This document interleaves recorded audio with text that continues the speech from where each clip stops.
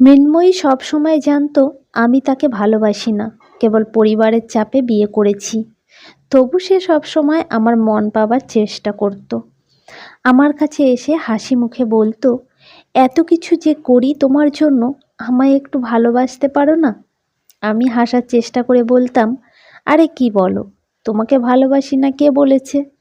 ভালোবাসার কথা আমি আর সবার মতো প্রকাশ করতে পারি না, তাই হয়তো তোমার এমন মনে হচ্ছে। তোমায় আমি ভীষণ ভালোবাসি। মৃন্ময়ী আমার কথা বিশ্বাস করতো কি না জানি না, তবে এক ফোঁটা দুঃখ তার চোখে বেয়ে ঝরে পড়তো সব সময়। আমি মৃন্ময়ীকে নিয়ে ভীষণ বিপদে পড়লাম। মেয়েটা সারাক্ষণ আমার মন পাবার চেষ্টা করে। এত তীব্র চেষ্টা কখনো কখনো পাশবিকতায় পর্যায়ে চলে যায়। ওকে ছেড়েও দিতে পারি না। মা বাবা ওর খুব ভক্ত, আমার কথা তারা বিশ্বাস করেন না মোটেই। শেষমেশ বেশিরভাগ সময় বাড়ির বাইরে কাটিয়ে ফিরি। মৃন্ময়ীর অস্থিরতা তাতে আরও বাড়ে। ছোটবেলা থেকেই অবহেলায় বড় হয়েছে সে। সৎ মায়ের সংসারে তাকে ভালোবাসার কেউ ছিল না। তার বাবা হলেন আমার বাবার বন্ধু। মেয়ের দুঃখ কষ্ট সম্বন্ধে তিনি খুব ভালোভাবেই জানতেন, কিন্তু তার করার কিছু ছিল না। বউয়ের মুখের ওপর তিনি কিছু বলতে পারতেন না। বাবা তাদের দুঃখের সমস্ত কথাই জানতেন। ওর দুঃখ কমাতেই তিনি ওকে আমার সাথে বিয়ে দেন, আমার মতামতের তোয়াক্কা না করেই। আমি যদিও মৃন্ময়ীকে স্ত্রীর মর্যাদা দিয়েছিলাম এবং তার কোনো অবহেলাও করতাম না, তবু ও কিভাবে যেন বুঝে গিয়েছিল ওর প্রতি আমার ভালোবাসাহীনতার কথা। মেয়েটা খুব চেষ্টা করত আমার মন পাবার, আমি পারিনি দিতে। এরপর এক বৃষ্টির সন্ধ্যায় অফিস থেকে ফিরে শুনলাম মারা গেছে মৃন্ময়ী। সন্ধেবেলায় বৃষ্টি শুরু হতেই দৌড়ে ছাদে গিয়েছিল সে কাপড় ওঠাতে। ততক্ষণে বৃষ্টি হয়ে গেছে বেশ কিছুক্ষণ, ছাদও পিছল হয়ে গেছে। মৃন্ময়ী সেই পিছলা ছাদেই পা পিছলে পড়ল একদম নিচে। ছাদের রেলিং ছিল না, মৃন্ময়ীকে বাধা দেবার কেউ ছিল না। মৃন্ময়ী মারা যাওয়াতে আমি স্বাধীনতার স্বাদ পেয়েছিলাম, কিন্তু সেই স্বাধীনতা কেন যেন বেশি দিন সহ্য হলো না। সব সময় মনে হতে লাগলো জীবন থেকে কি যেন হারিয়ে ফেলেছি। কার ভালোবাসা পাবার জন্য যেন মন খুব পুড়ত। আমি যে মৃন্ময়ীকে মনে মনে ভালোবেসে ফেলেছিলাম বুঝতে পারিনি। মা বাবা মনে হয় আমার মনের কথা বুঝতে পেরেছিলেন। 6 মাস না পেরোতেই তাই তারা আমার বিয়ের তোড়জোড় শুরু করলেন। আমি রাজি হচ্ছিলাম না প্রথমে, কিন্তু শেষমেশ হার মানলাম। স্নিগ্ধার সাথে আমার বিয়ে হয়ে গেল। স্নিগ্ধা ছিল মৃন্ময়ীর একদম বিপরীত। আমাকে নিয়ে তার কোনো আগ্রহ ছিল না। নিজের জগৎ নিয়েই সে ব্যস্ত থাকত। ফেসবুকে গল্প লিখত সে, সারাদিন সেই গল্পের প্লট সাজানো, পাঠক পাঠিকাদের কমেন্টের জবাব দেওয়া, মেসেজের উত্তর দেওয়া, এসব নিয়েই ব্যস্ত থাকত সে। আমিও তাকে তেমন ঘাটাতাম না। সে যেমন চলছে চলুক, এভাবেই কাটছিল আমাদের দিন। কিন্তু একদিন তার ছন্দপতন হলো।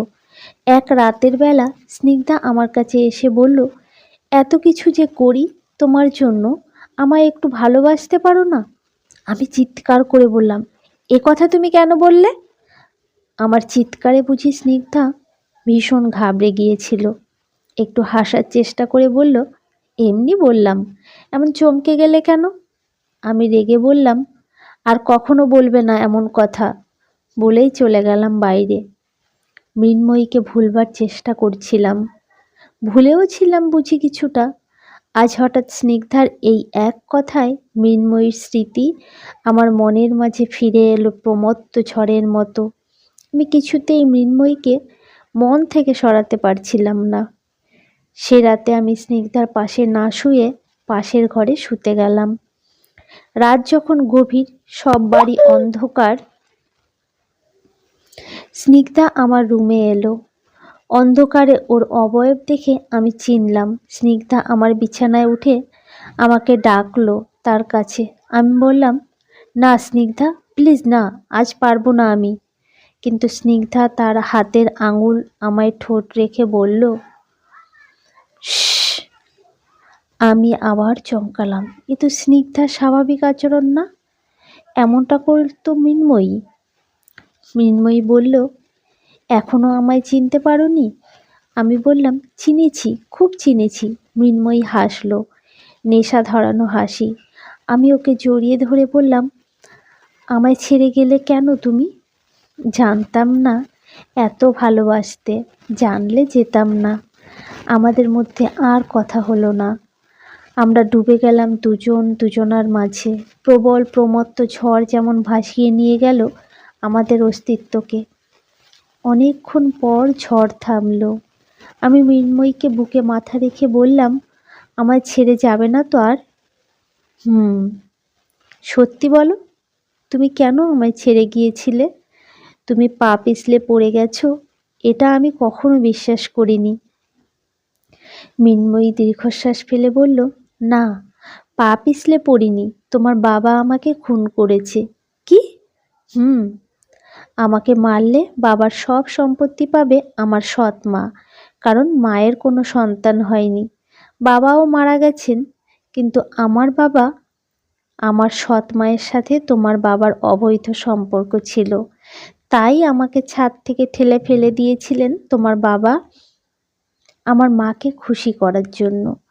আমি বিশ্বাস করতে পারছিলাম না মৃন্ময়ীর কথা। জিজ্ঞেস করলাম, সত্যি? হুম। মৃন্ময়ীর সৎ মা সেদিন আমাদের বাসাতেই ছিলেন। আমি মৃন্ময়ীকে বললাম, তাহলে চলো, আজ রাতেই ওনাদের জবাব দিতে হবে। মৃন্ময়ী আমার চুলে বিলি কেটে বলল, তোমার এত ব্যস্ত হতে হবে না, ওদের ব্যবস্থা নেওয়া হয়ে গেছে। কি? মৃন্ময়ী উত্তর না দিয়ে আবার আমাকে টেনে নিল কাছে। যেটুকু প্রশ্ন জমা হয়েছিল আমার মনের মধ্যে মৃন্ময়ীর ঝড়ে ওলট পালট হয়ে গেল সব। পরদিন সকালে মায়ের চিৎকারে ঘুম ভাঙল। আমার পাশে শুয়ে ঘুমাচ্ছিল স্নিগ্ধা। মায়ের চিৎকারে ধর্মর করে উঠে বুকে কাপড় চাপা দিয়ে বলল, আমি কি এ রুমে কেন? স্নিগ্ধার দিকে তাকানোর সময় তখন আমার নেই। ছুটে গেলাম মায়ের কাছে। মা একটা ঘরের বাইরে দাঁড়িয়ে চিৎকার করছিলেন। ঘরে বাবা আর মৃন্ময়ীর সৎ মা দুজনেই মৃত, দুজনেরই চোখ খোলা, দুজনেরই মুখে ভয়ানক আতঙ্কের ছাপ। যেন কোনো কিছু দেখে প্রচণ্ড ভয় পেয়েছিলেন দুজনেই।